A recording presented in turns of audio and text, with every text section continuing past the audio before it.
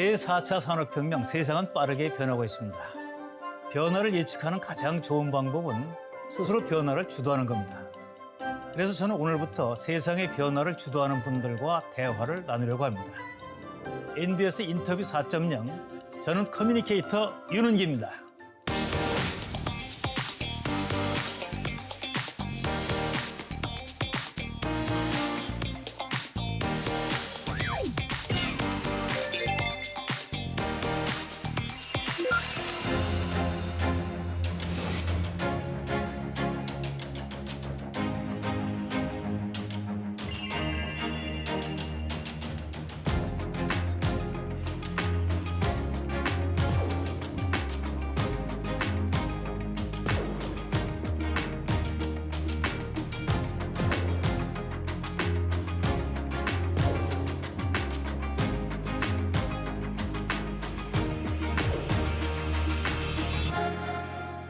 국민 여러분, 농업인 여러분, 국가식량계획과 농촌공간계획을 수립하여 농촌이 한국판 뉴딜의 핵심 공간이 되도록 하겠습니다.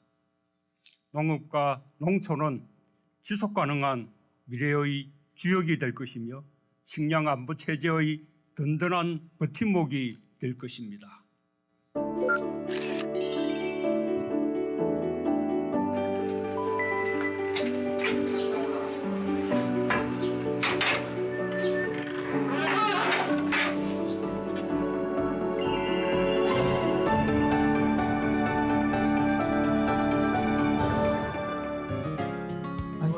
네, 반갑습니다. 예, 네, 반갑습니다. 반갑습니다. 편하게 앉으시죠. 네.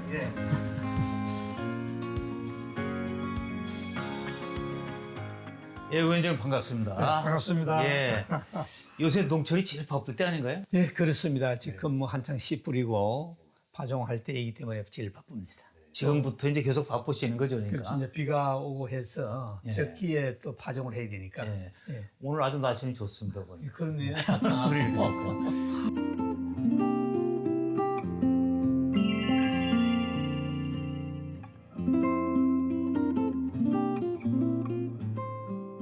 농어촌 특별위원회, 농특위라고 보통 얘기를 하는데, 예, 물론 뭐 아시는 분도 많이 계시지만은 모르시는 분도 계시니까, 예. 농특위를 먼저 좀 설명을 해 주시죠. 예, 농특위는 문재인 대통령 이제 후보 시절 선거 공약 1호인데, 한국 농경의 틀을 바꾸겠다. 이런 약속을 하셔서 19년 4월 25일 날 발족해서 여기에 성원은 관계 부처, 기재부 장관, 농림부, 해수부, 또 식약처, 국무조정실 이렇게 구성이 되어 있고, 그다음에 이제 전문가 그룹이 12명, 농민단체가 12명, 이렇게 30명으로 저를 비롯해서 구성이 되어 있습니다. 자, 그러니까 지금 뭐 말씀을 듣고 보니까 규모도 크고, 예. 또 대통령 직속이다 보니까 이제 그만큼 힘도 좀 강하다 이렇게 볼 수 있는데, 이거 맨 처음에 생긴 게 저 김대중 대통령 시절이라는 얘기가 예, 있었어요. 그렇습니다. 예. 이어져 오지는 않았고, 김대중 대통령 때 만들어졌다가 또 노무현 대통령 때까지 하다가 또 그 뒤에 쭉 끊어졌다가 이번에 다시 만들어졌습니다. 그러면 이제 예전부터 다 이제 아시니까, 역사를 아시니까, 예. 그럼 그 당시 처음에 저 김대중 대통령 정권 때하고 지금하고 예. 그 특위의 내용이 좀 달라졌겠죠, 그러니까. 그동안에는 농경 해난의 문제를 이렇게 좀 다루기도 하고, 자문기구로서 활동을 했습니다만, 지금은 대통령께서도 농업에 대한 예전 관심이 예. 많으셔가지고, 농경의 틀을 이렇게 바꾸는, 전환하는 이런 정책적인 부분을 다뤘기 때문에 이번에는 좀 예전과는 조금 차이가 있다고 볼 수 있습니다. 자, 이제 몇 년 지났는데, 예. 이번 그러면 농특위의 대표적인 성과는 어떤 거라고 생각하십니까? 지금 현재 농특위 성과는 우선 처음에는 1호로 농협중앙회 회장 직선제, 지금까지는 간선제로 돼 있었는데 지금 직선제로 국회에서 이제 통과됐고, 두 번째 또 성과를 그러면은 직불금에 대한 정부 예산도 1조 원 이상 더 들고, 또 특히 소농직불금에 있어서 한 43만 농가가 소농직불금을 연백 한 20만 정도 받을 수 있도록 하고, 그다음에 이제 쌀을 비롯해서 농산물 가격이 안정화되어 가는 추세다. 옛날 박근혜 정권 하에서는 40kg 한 가마니에 45,000원, 4만 원 했는데 지금 한 7만 원 정도로 하니까 거의 뭐 안정세로 찾아간다 이렇게 볼 수 있습니다. 자, 이제 농특위니까 이제 지금 뭐 성과도 말씀하셨는데 현안 문제도 중요하고 또 사실은 농업의 미래 비전에 관한 것도 많이 구상을 하시겠어요, 그러니까. 예, 그렇습니다. 예. 지금 문 대통령께서도 농業틀을 전환해야 된다, 바꿔야 된다 하는 거는 사람 중심, 환경 중심으로 가야 된다. 지금까지는 효율 중심으로, 경쟁 중심으로 해왔던 것들을 이제는 농업도 사람이 소중하기 때문에 먹는 먹거리도 안전한 먹거리를 생산하고 또 환경 문제도 상당히 문제가 되고 있기 때문에 지금까지는 화학농법이나 이렇게 했다만 지금은 자연을 살리고 자연과 함께 살아가는 이런 환경농법으로 바꾸는, 그래서 사람 중심, 환경 중심으로 농경 틀을 전환을 할 그런 계획을 갖고 지금 농특위에서 하고 있습니다. 그래 농업에 계속 종사하신 거죠, 그러니까? 예, 그동안에? 그렇습니다. 예. 제가 뭐 한 40여 년간 또 농사를 평생 이렇게 지어왔고, 그럼 지금 대통령하고는 어떤 개인적 인연이 있었습니까? 대통령하고는 뭐 후보 시절 예. 개인적으로 좀 알고 있었고, 그동안의 백남기 투쟁이나 또 세월호 투쟁 뭐 여러 가지 이런 현장에서 만나기도 하고 후보 시절 또 만나기도 하고 그렇게 했었습니다. 그러면 처음에 농특위원장을 맡아달라, 이거 상당히 뭐 중요하고 큰 조직인데 예. 그 연락은 누구한테 받았어요? 청와대 인사팀에서 받았습니다. 인사비서관이나 인사팀에서. 예. 자, 대통령 직속 그 농특위원회가 있는데 거기 위원장을 맡아달라, 어떤 청와대 연락을 받았을 때 그때 어떤 생각을 하셨어요?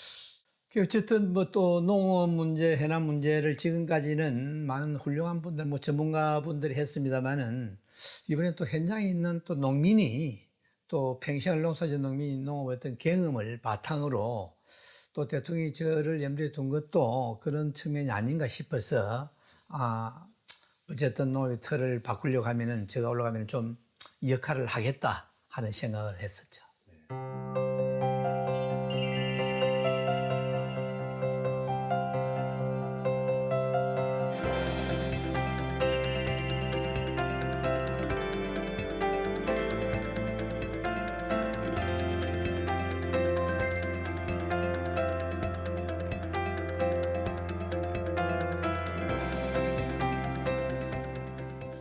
자, 지금 이제 현 정권이 벌써 4년이 지났거든요. 지금. 예. 그 4년 동안에 농업 분야의 현장이나 정책이나 사회적으로 어떤 큰 일들이 있었는가를 좀 이렇게 정리를 해봤는데요. 예. 2018년 초에 농식품부 장관, 농업비서관이 그때 사퇴를 했잖아요. 자, 그때 혹시 농정 공백이 좀 있지 않았는가 하는 얘기들이 있었는데 어떻습니까?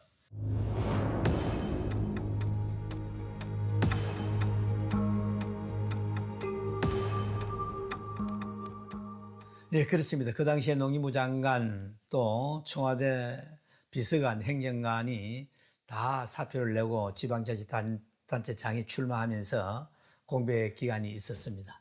그러면서 농업계에 많은 사람들이 염려하고 우려를 했습니다만 그 이후에 차관으로 있던 또 현장관이 이렇게 장관으로 오면서 또 비서관도 이렇게 다시 들어오면서 어쨌든 공백 기간을 좀 메웠습니다. 미국 국기는.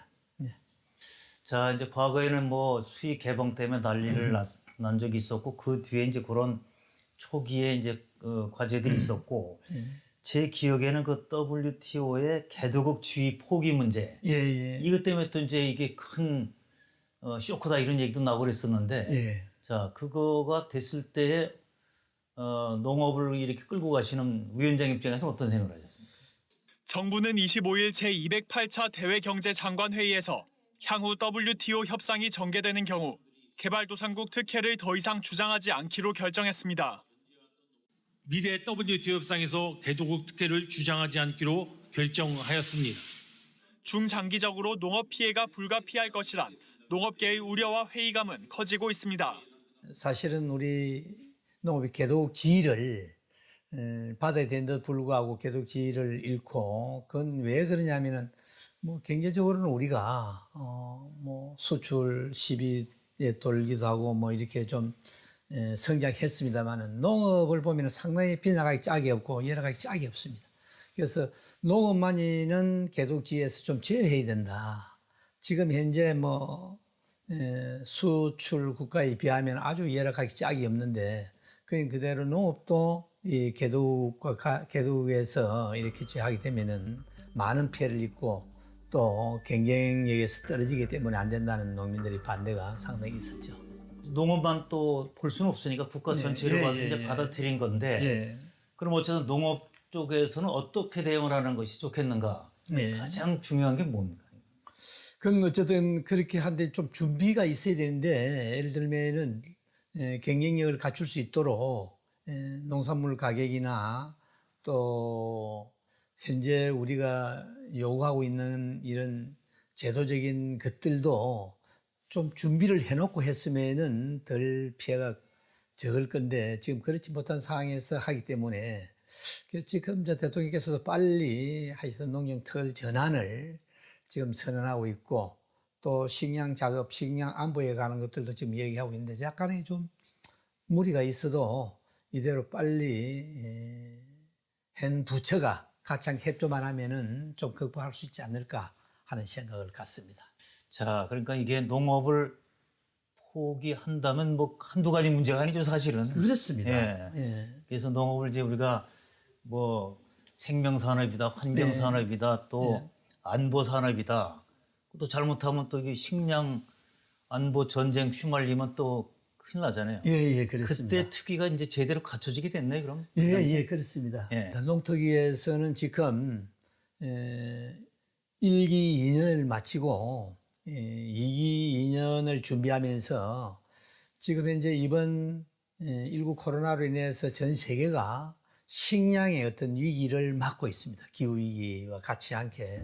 옛날에는 뭐 돈만 있으면은 식량을 사다 먹으면 되는 걸로 알았는데 지금은 돈이 있어도 운반이 되지 않았어도 사 먹지 못하는 이런 어려움이 올 걸로 지금 바로 이번에 겪었기 때문에 식량 안보에 관한 것들, 식량 작업 이 부분이 상당히 중요하고 그다음에 기후위기에 또 처해서 어쨌든 대통령께서도 어쨌든 탄소 중립국으로 간다고 얘기를 했고 또 우리 또 그건 예일 수 없기 때문에 농촌에도 지금 그게 준비하기 위해서는 탄소 중립 특위를 만들어서 하고 있고 그 다음에 이제 해수부 쪽 수산 쪽도 수산 특위를 만들어서 수산 그 노령화된 어민들, 수산적 어려운 어민들을 위해서 또 특별히 관심을 갖고 법안을 입안하고 있습니다. 사실은 이제 코로나 때 농업에 미친 영향도 이제 크고요. 아무래도 물류 같은 게 제일 심각했겠죠. 그러니까. 그렇습니다. 우리가 또 내보내는 거나 국내에서 이동하는 거나 다 마찬가지일 텐데 이 코로나가 가져온 농업에 가져온 가장 뭐 심각하다 그럴까 중요한 문제는 뭐였습니까? 그건 지금 현재도 마찬가지입니다만은 유기농을 해서 안전한 건강한 먹거리를 만들어서 학교 식탁에 이렇게 많이 공급을 했는데 코로나로 인해서 학교 문을 닫고 학생들이 가지 않았기 때문에 정말 그런 농산물들을 제대로 공급하지 못하고 또 특히 하예 농가일 경우에 전혀 뭐 졸업식이나 입학식 전혀 이런 행사들이 없기 때문에 하예 농가들의 이런 피해도 엄청나게 큽니다. 그 주에 뭐 다른 농가들도 뭐 피해는 큽니다만은 어쨌든 그 중에서도 특별히 큰 부분은 그런 쪽으로 꼽을 수가 있습니다. 자, 그런 피해들을 또 잘 극복하고 이제 코로나 이후까지 대응하는 것도 뭐 특위에서는 검토 또 하셔야겠네요. 예, 그렇습니다. 코로나 이후에는 어쨌든 농민들도 이제는 코로나에 적응하기 위해서는 뭐 같이 함께 정부 방역 관점에 같이 함께 따르고 어쨌든 또 농촌은 조금 덜합니다만은 뭐 지금 이번에 세계적으로도 김치가 코로나에 면역성이 있다 하는 이런 얘기를 듣고 해서 우리 김치 작업률을 높이고 또 김치를 해외 수출하는데 좀 전략을 하고 좋은 기회다 하는 생각을 갖습니다. 지금까지 몇 가지 그 이제 연도별로 좀 큰 흐름을 짚어봤는데 예. 최근에 그 사회적으로 엄청난 그 지금 이슈가 되고 있는 것이 LH 그 예. 토지 투기 사건이 이건데 예. 이게 보니까 뭐 하여튼 농토를 사고 농지를 파고들고 이런 게 또 많아져서 네. 이거 간단한 문제가 아니다. 예. 구조적으로 뭔가를 고쳐야 될 거 아니냐는 얘기가 나오는데 예. 그걸 어떻게 보십니까?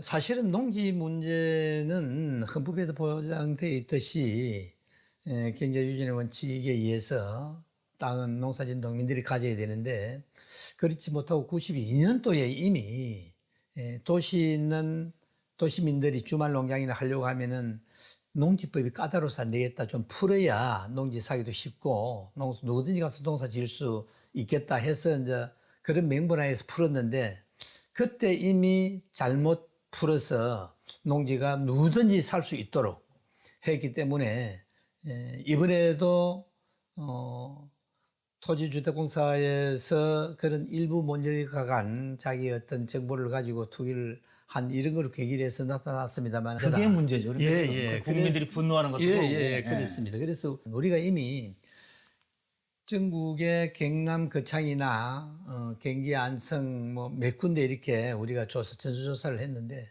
이미 땅들이 근교에는 도시에 있는 돈 있는 사람들이 이렇게 거의 다 농지를 다 구입해 있는 것들을 우리가 확인을 했고 터지기 전에 예. 아. 1년 전부터 우리가 준비를 했고 예. 농지 문제 고민을 하고 이렇게 해서 그래서 이번에 어쨌든 이 기회에 국민들의 여론도 그렇고 해서 농지법을 바꿔서 지금 어쨌든 농지는 농민들에게 돌릴 수 있는 이런 제도를 만들어야 된다. 그래서 그동안에 어쨌든 우리가 농특위에서 한 1년간 준비하면서 이런 만드는 것들을 이번에 정부 입법, 국회 입법으로 가는데도 우리의 그 자료를 그래도 한 90% 이상 활용해서 지금 이번 정부, 국회 다 우리 자료를 활용했다 이렇게 말씀드릴 수 있습니다. 자, 그때 이제 두 곳을 이제 샘플로 조사를 해봤더니 문제가 많이 드러났을 거 아니에요? 예, 그렇습니다. 근데 그때 생각하실 때는 이게 두 곳뿐만이 아니라 예. 전국적으로 이런 현상이 있을 가능성이 있다. 예. 이렇게 생각하셨겠네요. 그러니까. 아니, 그래서 이번에 이제 이 두 가지를 요구한 것이 있는데 뭐냐면은, 전수조사를 전국적으로 해야 된다. 그렇지 않고는 이 제대로 실체를 밝힐 수 없다. 얼마 정도가 비농민한테 가가 있는지 또 실제가 직불금을 부정 수령을 하는지 정상적으로 피해를 입지 않고 농민들이 또 받고 있는지 여기에 대한 전수조사를 전국적으로 하도록 우리가 요구했는데 이게 빠져 있고 그다음에 주말 농장을 하는 데 있어서 이것들을 지금 현재 우리는 사유권을 인정해서는 안 된다. 재산권을. 이걸 지금 또 빠져가 있습니다. 그래서 요 두 개를 우리가 요구를 하고 있는데 그래야만이 또 그 위에도 지금 현재 이렇게 하고 나면은 임대하는 농민들이 상당히 많습니다. 자기 땅에 농사를 짓는 게 아니라 농민들이 이미 도시에 있는 사람들이 땅을 빌려서 농사를 짓는데 이 사람들을 보호를 해야 된다. 보호법도 만들어야 된다. 이 몇 가지를 우리가 요구를 하고 있습니다. 또 위원장님이시면서 이제 농업인이잖아요. 예, 동안 예. 평생 농업인인데 공공 정보를 이용해서 부동산 투기해가지고 돈을 벌겠다고 한 사람들이 많이 이제 터져 나왔는데 농업인 입장에서 어떤 처벌을 원하십니까? 어떤 처벌에 하여튼 그 농토를 한수해서 본래 그 생산 수단으로 되돌려주는 게 맞습니다. 아니 근데 지금 뭐 저 법이 아직 정비도 안 돼 있으니까 이미 사서 막대한 돈을 버는 사람들이 솜방망이로 맞고 가면 그거 국민들이 받아들이겠습니까? 거의 솜방망이가 아니고 농토를 제자리 돌려놓는 게 쉬운 게 아닙니다. 그럼 이익이 남는 거 없도록 하겠다. 이익이 남아서가 아니라 그건 토지 환수라기보다는 이익이 전혀 남지 않도록 오히려 피해가도록 조치를 취해야 된다 하는 생각을 갖고 있습니다. 자, 정말 이번 건도 잘 우리가 보고 국민적 합의도 이루어가지고 이런 일이 안 되게 제도적 개선은 확실히 해야 될 것 같아요. 그렇습니다. 그걸 이제 전체 국민들이 바라는 거고 농민이 바라는 겁니다. 그래서 이 이후로 이런 일들이 벌어지지 않게 하려고 하면은 이번에 법이 제도적으로 제대로 만들어진다. 그 핵심 내용들이 주로 어떤 것들이 있습니까? 법안에는 어쨌든 뭐 우선 제일 중요한 거는 농지는 생산하는 농민들이 가질 수 있도록 헌법에 보장되어 있는 게 최우선으로 돼야 된다고 보고, 그다음에 이제 두 번째는 어쨌든 지금 많은 땅들이 이렇게 도시민들에게 넘어가 있기 때문에 임차인들의 어떤 보호법을 만들어서 철저히 농사짓는 농민들이 이익을 가져갈 수 있도록 하고, 도시민들이 투자하는 것들은 어쨌든 피해가 갈 수 있는 이런 제도적인 장치가 마련돼야 이 사람들이 하루빨리 땅을 농민들한테 돌려줄 것 아닌가 하는 생각을 갖습니다. 농지를 앞으로 이제 관리를 지금까지도 뭐 해오다가 지금 없어졌는데, 농지 관리를 이제 철저히 된다. 앞으로는 농지 관리를 하되 경찰제로 해서 좀 사법권을 부여해서 앞으로 이분들 힘을 갖고 농지를 단속하고 관리할 수 있는 이런 제도로 가야 된다 하는 게 우리들의 생각입니다. 자, 지금 여러 가지 이제 대책을 정말 검토 중이신데 이런 것들이 정말 농민들이 마음 놓고 그리고 좀 기분 상하지 않게 그렇게 농사 질 수 있는 환경으로 완전히 바뀌었으면 좋겠어요. 그리고 사실 농업 문제는 생산자만의 문제가 아니라 사실 소비자 연결된 거 아닙니까? 그렇습니다. 전체 국민들의 문제입니다. 농업 문제는 농민만의 문제로 이렇게 국민들이 이해하고 계시는데 이거는 식량 안보에 관한 문제이기 때문에 국민들도 관심을 갖고 반드시 우리가 식량을 작업하고 하려고 하면은 국민들이 우리 먹을 거니까 국민 모두가 먹을 거기 때문에 토지에 대해서 관심, 농업에 대한 관심을 이 기회에 좀 많은 국민들이 좀 가졌으면 좋겠다 하는 이런 바람입니다.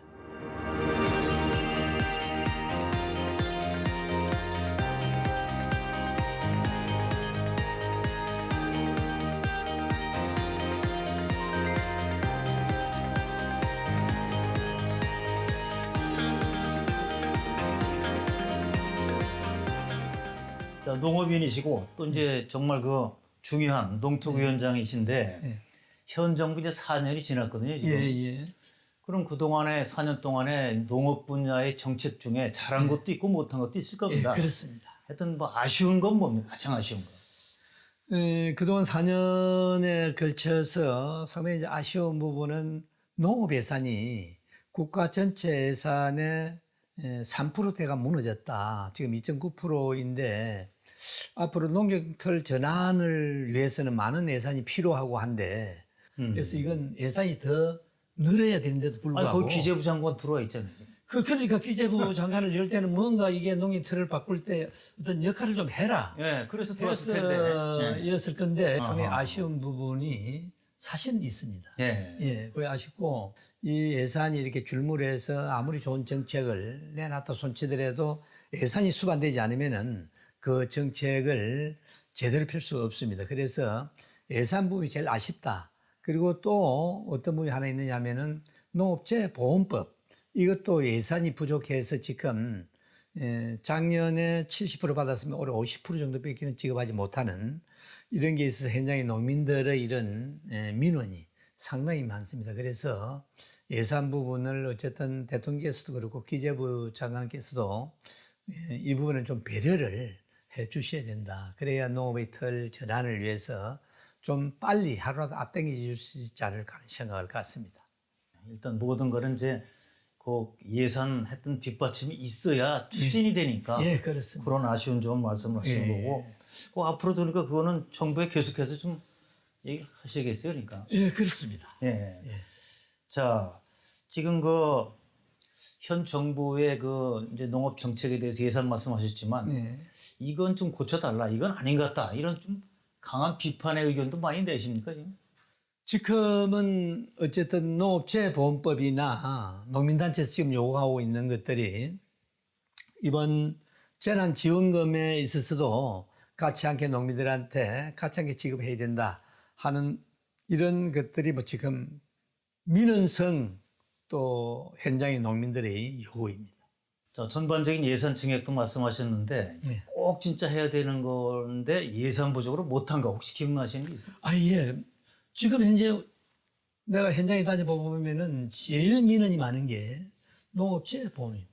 지금 현재 기후위기에 의해서 봄에는 가수꽃이 냉해를 입어서 피해를 보고 또 여름에는 태풍 장마에 피해 보고 또 가뭄에 의해서 피해를 보고 이렇게 해서 농민들이 피해를 보면은 이 순전히 농민들이 다 안아야 되는데 이 재보험을 제대로 예산을 씌워서 농민들이 안심 놓고 농사 지을 수 있도록 천재지변으로 인해서 일어난 것들을 농민에게 다 그 피해를 입으라 그러면 상당히 무리다. 이건 농민들은 전체 국민들의 먹거리를 생산하는 농민들인데 그 농민들이 잘못해서가 아니라 천재지변으로 일어난 일들은 반드시 재보험법으로 인해서 보상받을 수 있도록 하는 제도가 상당히 필요하다는 게 현장 농민들의 의견입니다. 자, 정말 근데 예산 따는 게 정말 뭐 예, 어렵죠. 왜냐하면 전 곳곳에서 돈 달라는 얘기인데. 예. 자, 그럼 이제 사실 관과 민의위원회를 같이 구성해서 하고 예. 또 농업 현장에 가 보면 또 공무원들이 다 여기저기서 이제 같이 예. 서로 연결돼서 일을 하고 있는데 예. 저도 이제 농민신문 뭐 편집 또 자문도 하고 하다 보니까 현장 농업 현장을 가서 예. 여러 얘기를 들어봤더니 재미난 얘기가 있더라고요. 보니까 농민들 말씀은 공무원들이 갑질한다 예. 이런 얘기가 나오고 예. 또 공무원들은 뭐냐면 농민들이 너무 요구사항이 많고 무섭다. 어느 쪽입니까? 진상입니까? 그건 이제 의견은 이제 어느 쪽이 맞다 안 맞다가 아니라 그건 어쨌든 예. 공무원 입장에서 보면은 그 말이 맞습니다. 옛날에 하고는 전혀 다릅니다. 사실 할 말 또 다 하죠. 예, 다 하고 지내고 또 농민들 입장에서 보면 또 마찬가지입니다. 예. 예. 그래서 이건 서로의 의견이 있기 때문에 상대방 입장에서 자기 입장에 중심에 놓고 얘기하기 때문에 예. 그거는 둘 다 맞는 얘기입니다. 둘 다 맞는데 중요한 건 이제 상생. 예. 역지사지 않는 게 제일 좋지 않아요? 서로? 그래서 어쨌든 예. 이제 공무원들은 국가의 녹을 먹고 있으니까 예. 국민을 위해서 농민을 위해서 예. 일 사명감을 갖고 일하는 게 맞습니다. 예, 좀 그럼요. 부담이 있어도 좀 공무원들이- 계획적으로 하는 게 농업의 발전이 있고 농업 정책을 제대로 틀을 바꾸는데 음. 그렇게 가야 하는 거예요. 공무원을 위한 농민은 없고 예. 농민을 위한 공무원이 있다고 봐야죠. 예. 근본적으로는. 예, 그렇습니다. 자, 지금 뭐 현 그 농업 정책이나 농업 현황에 대해서 비판적인 말씀도 해주셨는데, 예. 그럼 가장 잘한 거는 뭐로 생각하세요? 그래도 이건 성과였고 잘한 것 같다. 4년 동안. 그래서 처음에도 제가 서로 얘기했습니다만은 우선 쌀을 비롯해서 농산물 가격이 거의 안정을 찾고 있다. 나락 40kg 한 가마니가 3만 5천 원, 4만 원 하는 게 지금 한 7만 원으로. 그러니까 20년 동안 하나도 쌀값이 오르지 않고 그대로 유지하다가 이제 문재인 정권 4년에 이게 겨우 이제 가격을 안정화 찾고 있고. 자, 그러면 이제 지금 이런저런 그 중요한 것도 질문을 드리고 말씀 들어봤는데요. 이제 제가 우리 시민들을 대신해서 예. 이분들이 뭐 지금 SNS를 통해서 또 다른 뭐 전화를 통해서 이것 좀 한번 궁금하니까 알아봐달라 예. 하는 내용이 있어요. 예, 예. 그래서 그거를 제가 대신 예. 한번 좀 물어보겠습니다. 예. 자, 뭐 편하게 답변하시면 예, 됩니다. 예, 예. 대신 뭐 진실되게만 하시면 되니까 예. 첫 번째 질문. 예. 자, 저도 궁금했는데 예. 뭐 블루베리 하면은 뜬다, 돈을 벌 수 있다. 예. 그다음에 뭐 샤인 머스켓 하면은 예. 돈 번다. 예. 이렇게 보고 하나가 한번 신문에 쫙 나요. 또 방송에 나오고. 예. 그럼 글로 막 달려 들어가지고 나중에 이제 생산 과잉이 돼서 네. 가격도 폭락하고 일부는 아예 그냥 하던 거 바삭하러 없는 거를 봤는데 예. 이게 한두 해가 아니고 너무 오랫동안 반복되고 있다. 예. 이거 어떻게 해결해야 됩니까? 또 왜 이런 일이 생기는 겁니까? 예. 자, 이제 답변을 한번 해주세요. 그래서 이제 이건 농민만의 탓으로 돌리기에는 무리다. 왜 그러냐면 이제 이 농민도 그렇고 지방자치단체도 그렇고 그 자기 지역 지방자치단체는 자기 지역의 소득을 올리기 위해서 또 농민도 농민 소득을 올리기 위해서 뭔가 제일 처음 나오는 품목이 돈이 된다 이러면은 농민도 그렇고 지방자치단체도 그렇고 지원을 해서 그 품목을 심게 되면은 이미 그때는 때가 늦어 또 가인생산에 대해서 바다에서 폐기 처분하고 수확하지 못하는 이런 경우가 상당히 많습니다. 그렇게 해서 이걸 또 판홍이 되고 또 파내버려야 되고 막 이런 네. 결과를 가져오는데 그래서 이게 앞으로는 농업이 좀 지역에 따라서 특수작물 그 지역만 하도록 쌀, 보리농사, 주홍농사를 짓는 주홍농사만 짓고 또 원예작물은 원예작물만 이렇게 농사 짓는 이런 시스템으로 가면은 또 이런 폐단이 없을 건데 그렇지 못하고 농사도 지금은 투기 하는 것처럼 어느 품종을 해야 올해는 돈을 벌지 농민들도 파종 때 지금 이때 되면은 어떤 파종을 어떻게 해야 올 농사가 개안을지 정말 농민들도 이렇게 품종 선택하기도 상당히 힘든 이런 애로가 있습니다. 지방자치단체가 지원을 했으면은 네. 끝까지 팔로까지 책임을 져야 됩니다. 그 지방자치단체가 같이 하게 책임을 좀 져야 된다. 맞다. 자, 그러니까 이제 과당 경쟁도 문제가 될 수가 있고 네. 제가 볼 때는 정보의 공유, 네. 정보 불균형 때문에 생기는 경우도 많아요. 그다음에 농업 통계들이 있는데 네. 농업 통계 어떻습니까? 이게 뭐 실제로 잘 써먹을 수 있는 겁니까? 아니면 좀 불안한 겁니까? 농업 통계는 그래도 옛날에 비하면은 네. 상당히 많이 나아졌습니다. 지금은 그래서 이 이제 통계 시스템도 앞으로는 빨리빨리 현장의 농민들하고 소통할 수 있는 빠르게 그렇게 돼야 되는데 이제 옛날 통계는 꼼줄 통계가 돼가지고 정부의 어떤 그 경제 정책에 따라서 통계가 왔다 갔다 했는데 지금은 그렇지 않고 많이 그런 시스템이나 이런 것들이 발전됐는데 지금 좀 아쉬운 거는 그 통계 자체가 현장 농민들하고 소통할 수 있는 통계가 돼야 된다. 그래 현장 농민들도 올해 흉작이 졌으면은 이 쌀값이 비싸겠구나. 또 배추값이 비싸겠구나. 배추가 싸겠구나. 그걸 미연에 이렇게 그 정보 시스템을 알 수 있는데 그런 것들이 좀 아쉬운 부분이 있습니다. 자, 이제 그런 것도 이제 해결해야 될 중요 과제가 예, 되고요. 그렇습니다. 자, 이제 어떤 학생이 예. SNS에 남긴 글을 이제 봤는데요. 이거는 좀 특이한 질문이긴 한데, 자, 농특위가 대통령 직속이면은 예. 농특위원장님은 서열이 높을 텐데 예. 어떻게 농수산부 장관보다 더 높은 건가요? 예. 어떻게 됩니까? 이건? 그건 뭐, 어쨌든 지금 이제 장관급으로 인정하고 있고 그런 게 중요한 게 아니라 일을 어떻게 하느냐. 뭐 일을 제대로 우리 한국 농업을 위해서 농민을 위해서 전체 국민을 위해서 어떤 일을 어떻게 하느냐 하는 게 중요하지. 그 뭐 급이 누가 높고 낮은 게 중요하지는 않다. 그렇게 생각합니다. 그럼 보수도 많이 받으시네? 예, 보수는 이건 그 비상근입니다. 비상근, 그 무보수? 예, 예. 보수는 없습니다. 보수는 없고. 예. 자, 아까 나왔던 거를 정확하게 알고 예. 질문한 분이 계시는데 농특위 예산이 적다는 얘기를 들었습니다. 예. 그러면 농특위 예산이 적다면 일하기가 어려울 텐데 실제로 얼마나 적은 겁니까? 이렇게 또 질문하신 분 있네요, 보니까. 아니, 농특위 예산이 사실은 전반적으로 보면 적은데, 근데 그건 우리가 집행권을 가지지 않고 있기 때문에 집행권을 가지고 있으면. 농특위 자체 예산 얘기하는 예, 거죠, 지금. 그렇습니다. 농업 예산이 아니고. 예, 예. 그래서 우리가 집행권이나 다른 군발이나 이쪽은 또 가진 데가 좀 있습니다. 대통령 지수위원회라도. 그러면 예산이 사실은 이제 많이 필요하기도 하고 한데, 우리는 이제 연구기관 정책을 위반하는 데가 돼서 사실은 이제 용역을 조사하기도 하고 전체 위원들 뭐 100몇십 명, 한 200명 되는 위원들 이렇게 이제 회의하기도 하고 또 이제 첫째 이제 각 부처에서 지원들 또 그 지원을 받습니다. 예. 전체 이렇게 해서 지금 하고 있는데 그래도 뭐 적어도 그 예산에 맞춰 지금 쓰고 있습니다. 사실은 쓰고 있는데 그 예산이 조금 더 수반돼야 또 일을 많이 할 수 있다. 돈이 적으면은 또 적은 대로 맞춰서 이렇게 하고 그게 조금 아쉬운 부분이 있습니다만 어쨌든 그 예산에 맞추어서 사무실에 있는 모든 직원들 또 연구자들이 열심히 하고 있습니다. 제가 보니까 풍요롭지 않은 면에 예, 그렇습니다. 야, 하여튼 뭐 돈은 예산은 그렇지만 예, 그럼 그동안 이제 매년 해 오시면서 예, 그래도 내가 이게 정말 보람이 있었다. 예. 자, 이 보람에 내가 일한다. 네, 네. 뭐가 있습니까?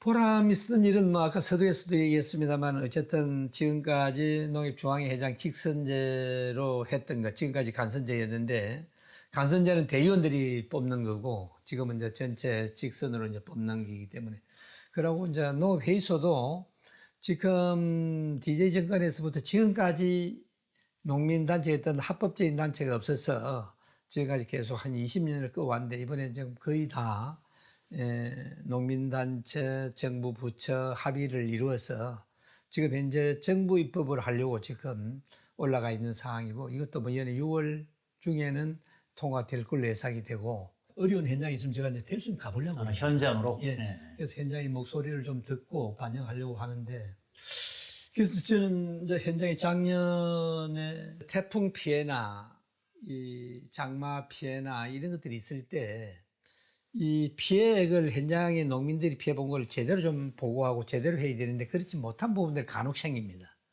그래서 경북 그 포항의 그 해변가인데 그 태풍이 실고 와서 전체 각 여로에 막 연락하고 해서 다시 했으면 좋겠다. 왜 우리 지역은 재난지역으로 안 된다냐 해서 그 저희 사무실에도 연락이 와서 제가 바로 해수부 직원하고 같이 내려가서 전체를 다 전조사를 다시 하고 해서 제대로 이제 올렸더만 다시 2차 재난지역으로 선포되고 그 지역 유지들이 도의원이나 저한테 고맙다고 인사 오기도 하고 뭐 이랬는데 상당히 그런 부분들이 있을 때 좀 뿌듯하고 보람 있다. 그래 앞으로도 마찬가지입니다.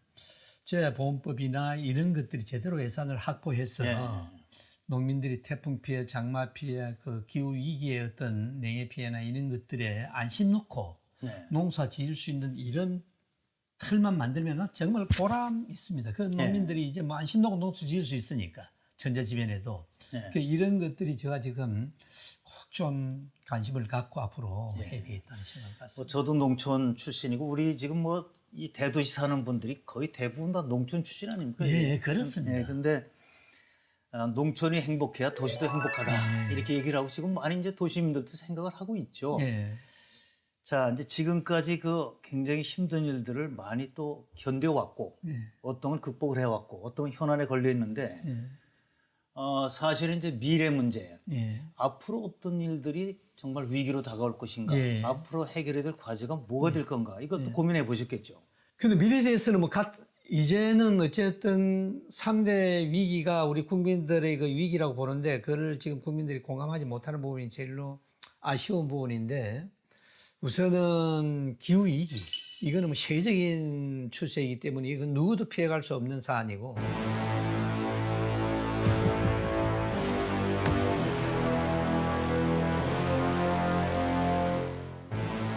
Now to the President of the Republic of Korea. Mr. President, President Moon, the floor is yours. 한국은 2030 국가 온실가스 감축 목표 NDC를 추가 상향하여 올해 안에 유엔에 제출할 것입니다.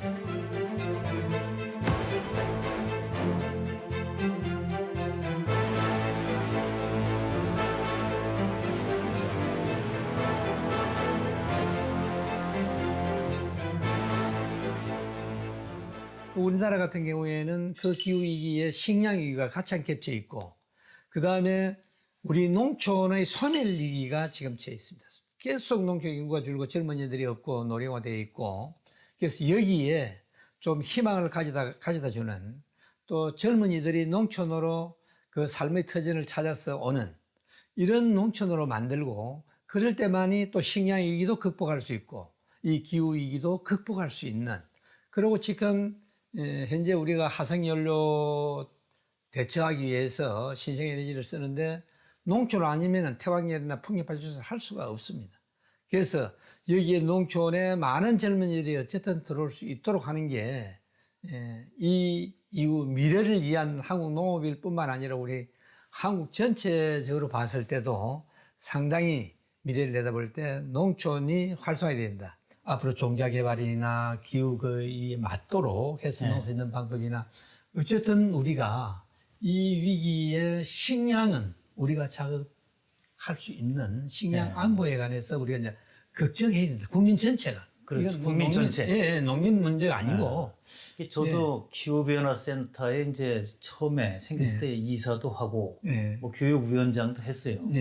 그런데 지금 말씀하신 대로 기후변화가 가장 큰 영향을 미치는 건 농업이거든요. 이게. 그렇습니다. 그런데 이 문제는 농업인만 풀 수 있는 것도 아니고 뭐 농업 담당 부처만 되는 게 아니라 국민 전체 범정부적 그리고 사실 더 나아가면 세계적 연대가 또 돼야 되는 거 아니에요? 맞습니다. 앞으로 세계적으로 화석연료를 떼는 데는 정부가 보조를 못하도록 지원을 하지 못하도록 지금 논의 중에 있고 한데 우리 한국이 전체 그 화석연료를 떼는데 우리가 화석연료를 가지고 전체 지원하는 게 한 4조 정도 됩니다. 예. 근데 농업 부분만 1조 1억 정도 되는데 그래서 이걸 앞으로 전 세계적인 추세가 정부가 지원하지 못하면은 농업에 입는 타격은 엄청납니다. 25% 이상 되니까 지금 지원하고 있는 게.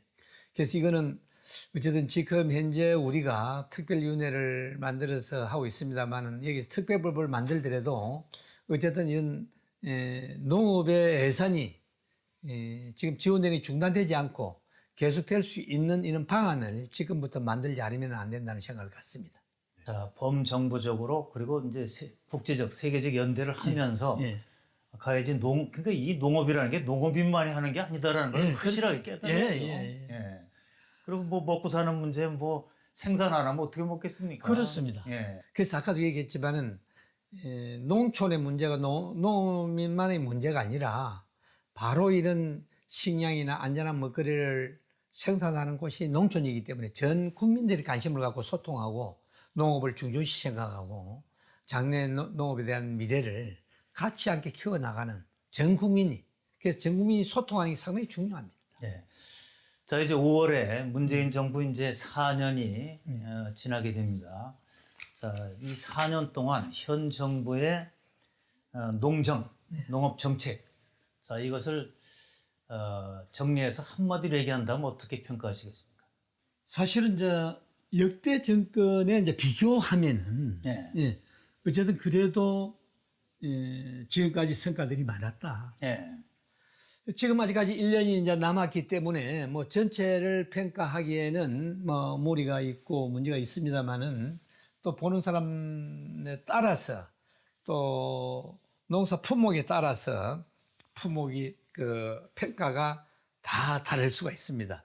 그러나 전반적인 측면에서 볼 때 어쨌든 박근혜 정권 때 쌀값이 20년 전으로 계속 유지해오던 저고가 정책을 문재인 정권 들어서서 4년 동안에 그래도 정상으로 거의 뭐 이제는 정상이라기보다는 안정화를 찾아가는 이런 상황이기 때문에 이것도 좀 현장에서 농민들한테 피부로 직접 와닿는 부분들이 있고 아까도 얘기했지만 직불금도 어쨌든 예산을 1조 원 이상 더 들여서 지급하면서 특히 농가 밭을 직불금을 같이 만들고 소농 직불금을 만들어서 43만 농가에게 120만 원 이렇게 지급하는 등 이런 것들은 좀 성과라고 보고 또 농경의 틀 전환도 이 시기에 이렇게 바꾸는 것도 적절한 시기에 바꾸는다.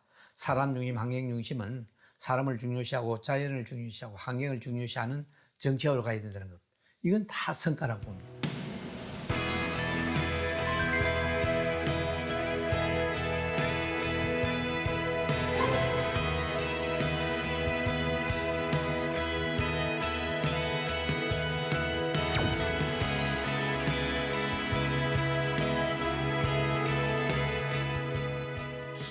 자, 농특위 활동을 하시면서 가장 아주 기억에 남고 정말 이제 언젠간 끝나실 거니까 말이죠.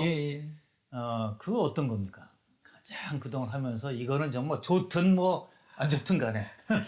그래서 제가 뭐 두 가지만 꼽겠습니다. 예. 한 가지는 애국 농산물이 우리 식탁에 오르는데 그게 안전하냐? 우리 국민들한테 건강을 책임질 수 있느냐? 그래서 그렇지 못하다. 그래서 지금 그 부분에서 GMO도 마찬가지입니다. GMO를 제대로 표시해서 국민들이 GMO와 아인직인지를 구분해서 먹을 수 있도록 알 권리는 있어야 된다. 그 다음에 우리 농민들이 지은 농사는 GMO 아니다. 그럼 GMO 아닌 걸 표시하도록. 그러니까 지금까지는 어떻게 되어 있느냐 하면은 GMO 표시도 안 하도록 또 GMO 아닌 것도 표시 안 하도록 이렇게 되어 있었는데 이번에 제가 와서 식약처 국장을 만나서 논-GMO 표시는 하도록 이번에 이제 결정이 돼서 지금 논-GMO 표시를 하도록 되어 있고 GMO 표시도 한꺼번에 완벽하게 만들어서 하려고 그러면 안 된다. 예를 들면은 옛날 애국 농산물 지역 그 표시제 할 때, 나라 표시제 할 때도 다 하려고 그러니까 반발이 엄청났습니다. 원산지 표시할 원산지 때. 표시할 예. 때. 이럴 때도 전체를 같이 하려고 그러니까 안 됐는데 그때는 100평 큰 식당부터 해서 그다음에 50평 그다음에 전 식당을 다 원산지 표시를 하고 있는데 그래서 별 문제 없이 하고 있는데 GMO도 마찬가지다. 처음 단계적으로 할 수 있는 것부터 하면서 차근차근 할 수 있도록 해야 된다 하는 게 저희들의 생각입니다. 자, 그냥 뭐 농업만 그냥 종사하는 게 아니라 또 다양한 사회 활동, 시민 활동과 지금 농특위원장까지 하시는데 네. 이게 뭐 시간과 노력과 때로는 기쁘고 때로는 화가 나고 이런 일들이 많을 거 아닙니까? 예. 가족들은 그 활동을 지켜보면서 뭐라고 하십니까?